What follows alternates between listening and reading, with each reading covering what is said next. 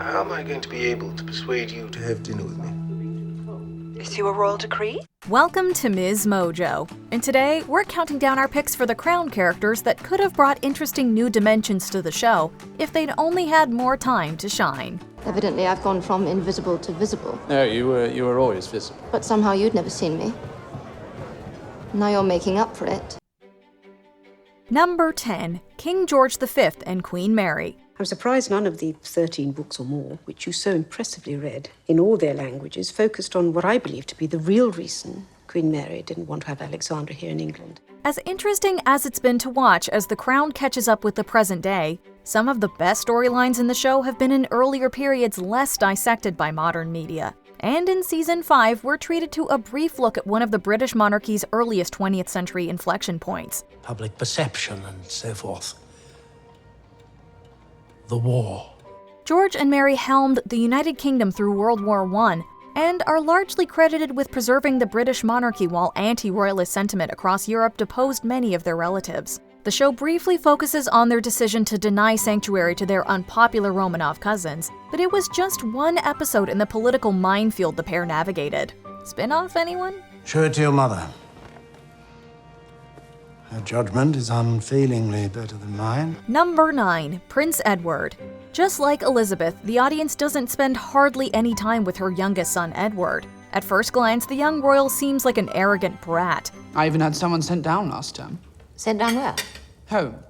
For smoking. Weren't you almost caught for smoking once? Almost, yes. But I was clever enough to get away with it. We soon learn that Edward's bravado is a mask he wears in response to being tormented at school. It doesn't make him entirely likable, but it does create a duality in his character that makes us curious to see more. And what do you expect me to do about that? Say no?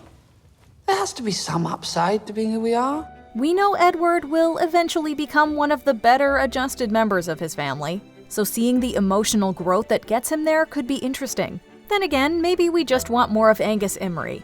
As Edward, he delivered an assessment of Charles's attitude that was one of the best line reads of the 4th season. You really just say that? On my wedding day? That was impressively Number 8. John Armstrong. John, I've just had a phone call from the Palace Press Secretary. Oh, let me guess. Demanding an apology.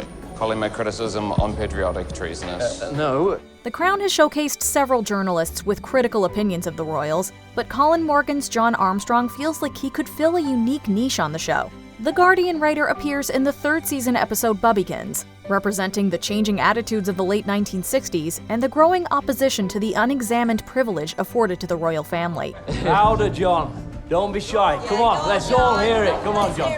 Considering that the entire 3rd season of The Crown is themed around the upheaval of the status quo, Armstrong could have been a great through line, provoking and commenting on the monarchy across the season. The character's Irish origins also could have provided a means to examine the troubles of Northern Ireland, a major 30-year conflict which started in the late 60s and was largely glossed over by the show.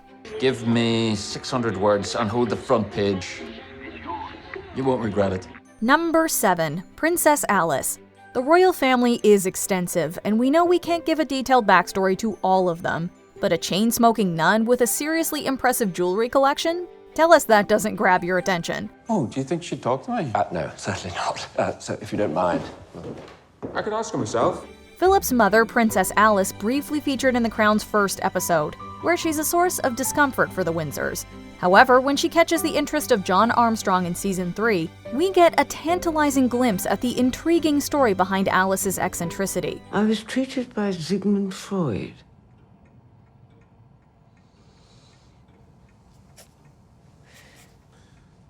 He was not a kind man. The royal lived a roller coaster of a life marked by an impressive resilience in the midst of repeated hardship and heartbreak. Philip's flashbacks offer a hint of her journey, but we'd rather see more of it played out from the princess's perspective.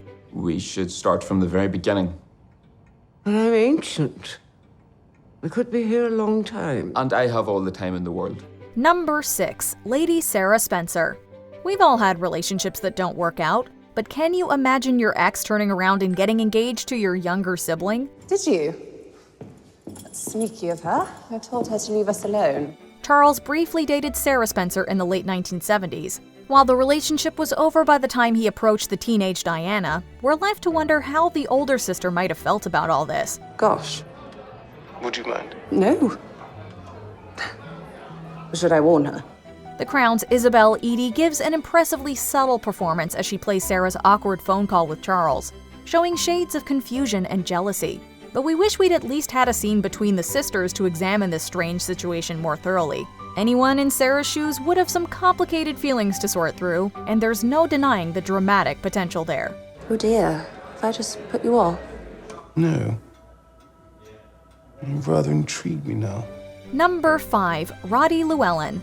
Yeah, my garden is quite neglected, especially the one in Mustique. Where? It's a small, private island in the Caribbean.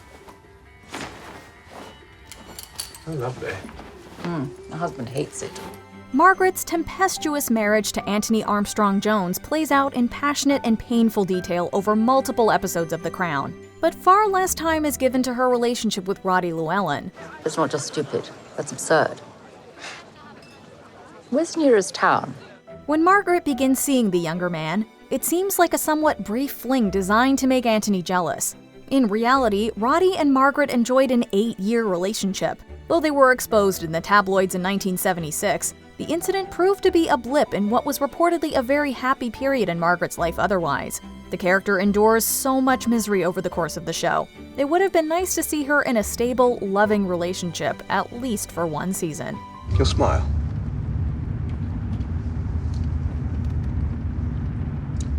I forgot now. Number 4. Venetia Scott. Winston Churchill was a momentous figure in British history, but he's not exactly the sort of guy you imagine women swooning over. It is said, you can be difficult. I can be a monster. Did they say that? Yes, sir. It's true. He's not off-putting to his young secretary Venetia Scott. Quite the opposite. After reading his autobiography, she seems all the more impressed by her boss, and even a little smitten with him. All energy and hope, and passion and fire. It's remarkable. We would never want to see Winston cheat on his stalwart wife Clementine, but it would have been interesting to see him take on a mentor role towards Venetia. It would have given him a softer layer to explore and opened up potential storylines about a woman pursuing a government career in an era where that was uncommon. A sort of parallel to Elizabeth's early experience on the throne. Sadly, Venetia never got the opportunity. Just crossing the road, you take your life in your hands. Well, then don't. You're too important to all of us. Hardly. Number 3. Young Camilla. Camilla Parker Bowles looms large over contemporary royal history, and her presence is felt on the show accordingly. Yet the young version of the character still comes off feeling like something of a cipher. You seem to be doing a lot of thinking. It's the worst thing one can do. Why? I love thinking. Yes, and that's what makes things so confusing. Or gives them clarity. Not in this instance. We see the instant connection between Camilla and Charles clearly, and we know she's torn between her feelings for him and her old flame, Andrew Parker Bowles. It's a yes or no answer. Do you love him? Yes. In a manner of speaking. Camilla goes on to balance a relationship with both men for years to come, but we never get under the surface to a deeper understanding of her as a person, or explore her perspective at the center of this complicated situation. Emerald Fennell's performance only adds to our desire to see more. Her scene opposite Emma Corrin's Diana might be one of The Crown's all-time greatest. Well, then let me get this. Absolutely not. I'm the senior party here. Oh, please. Well, let's go Dutch. Good idea. I'm all for sharing. Number 2. Timothy Laurence. New query? Tim? No, he's been with us for a while.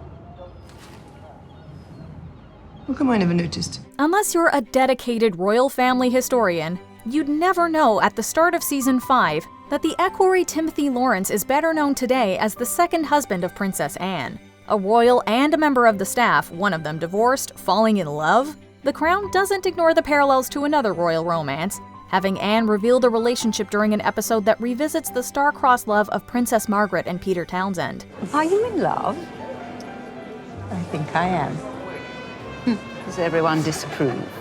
Almost certainly. then dig in. Fight for him. In both the show and real life, Anne does indeed fight for her relationship and prevails. But it feels like a missed opportunity not to explore the dynamic between the couple, or to dig into the factors that allowed them to enjoy the happy ending Margaret was denied. You cannot have all of me. And I will not give all of me. And I will marry Tim. Before we continue, be sure to subscribe to our channel and ring the bell to get notified about our latest videos.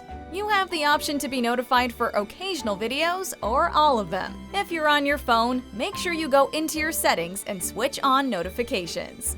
Number 1. Young Princess Anne. It was decided that as part of a new public relations initiative, you're going to be launched. What? Well, not like a rocket. Well, perhaps a bit like a rocket. When the Crown time skipped forward for Season 3, Erin Doherty became one of the standouts of the new cast for her dry yet nuanced performance as Princess Anne. Unfortunately, her role in the show was largely defined by her place in the love quadrangle with Charles, Camilla, and Andrew Parker Bowles. Just make sure things remain the right way round. Us playing with Camilla and Andrew. Not them playing with us. It's not as though the biography of the real Princess Anne doesn't offer plenty of good plot potential, from her time as an Olympic equestrian to a thwarted abduction in her own car. Yet we rarely got to see her as more than a supporting player in Charles's story. With such a fantastic actress in the role, we can't believe the Crown didn't take the opportunity to spotlight one of the less explored modern royals. I'm pretty low-key, as you know. I don't want praise or attention or thanks. But I'm only human. Sometimes even a pit pony needs a pat on the head. Did we miss one of your royally underrated favorites? Tell us about it in the comments. That's Sugar. And these are our puppies. Come here, come here. Whiskey and Sherry. Do you agree with our picks? Check out this other recent clip from MsMojo. And be sure to subscribe and ring the bell to be notified about our latest videos.